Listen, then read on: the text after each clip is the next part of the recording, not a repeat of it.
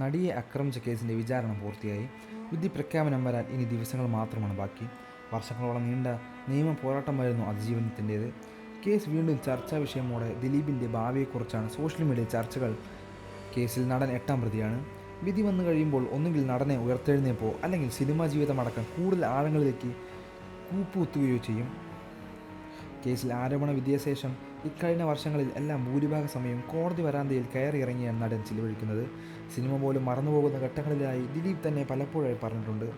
എന്നാൽ നടൻ തെറ്റ് ചെയ്തിട്ടില്ലെന്ന് വിശ്വസിക്കുന്ന കുറച്ച് ശതമാനം ആളുകളും കേരളത്തിലുണ്ട്. കേസും പ്രശ്നങ്ങളും തീർക്കാൻ ആരും താല്പര്യമില്ലെന്ന് പലപ്പോഴും തനിക്ക് തോന്നിയിട്ടുള്ളതായും നടൻ പറഞ്ഞിട്ടുണ്ട്. മഞ്ജുവുമായി ജീവിതം ആരംഭിച്ച് സിനിമയിൽ പച്ചപിടിച്ച് തുടങ്ങിയപ്പോൾ മുതൽ ദിലീപിന് ചുറ്റും ശത്രുക്കൾ പെരുകിയിരുന്നു. സിനിമാക്കാരൻ എന്നതിലുപരി സിനിമയിലെ ബിസിനസ് വ്യക്തമാക്കി മനസ്സിലാക്കിയ താരം കൂടിയാണ് ദിലീപ്. അതുകൊണ്ട് തന്നെയാണ് സൂപ്പർ താരങ്ങൾ പോലും മടിച്ചു നിന്നപ്പോൾ ദിലീപ് ധൈര്യസമേതം മുന്നോട്ട് വന്ന് 2020 നിർമ്മിച്ച് വൻ വിജയമാക്കി തീർത്തത്. തൻ്റെ ആദ്യ വിവാഹബന്ധം തകർന്നതിൽ പോലും പലർക്കും പങ്കുള്ളതായി നടൻ മുമ്പൊരിക്കൽ പറഞ്ഞിരുന്നു. 1998 ഞാൻ കല്യാണം കഴിച്ചത്. അന്ന് പെട്ടെന്നുള്ളൊരു കല്യാണമായിരുന്നു. സത്യം പറഞ്ഞാൽ 3-4 വർഷം മുമ്പ് വരെ സന്തോഷമായ ജീവിതം തന്നെയായിരുന്നു ഞങ്ങളുടേത്. പക്ഷേ അതിനിടയിൽ കുറേ കാര്യങ്ങൾ സംഭവിച്ചു. എന്താണ് എൻ്റെ കുടുംബജീവിതത്തിൽ സംഭവിച്ചതെന്നതിൻ്റെ വിശദമായ കാര്യങ്ങളല്ല 2013 ജൂൺ 5-ാം തീയതി ഞാൻ കോടതിയിൽ സബ്മിറ്റ് ചെയ്ത ഒരു ഡൈവോഴ്സ് പെറ്റീഷൻ ഉണ്ടായിരുന്നു. ഡൈവോഴ്സ് പെറ്റീഷൻ എന്നതല്ല അതിനെ പറയേണ്ടത്. ശരിക്കും പറഞ്ഞാൽ എൻ്റെ കുടുംബ ചരിത്രമാണ് വേണമെങ്കിൽ പറയാം. അതിൽ പ്രതികളുണ്ട്, കക്ഷികളുണ്ട്, സാക്ഷികളുണ്ട്. 100% വിശ്വസിക്കാവുന്ന തെളിവുകൾ അടക്കമാണ് കോടതിയിൽ പെറ്റീഷൻ വെച്ചത്. അതിൽ നമ്മുടെ ഭാഷയിൽ പറഞ്ഞാൽ എല്ലാവരും ഉപയോഗിക്കുന്ന ഒരു വാക്കാണ് പ്രമുഖർ ഒരുപാട് പേരുണ്ട്. ആ പ്രമുഖർക്ക് ഇമേജ് എന്ന് പറയുന്ന വലിയൊരു വിഷയമുണ്ട്.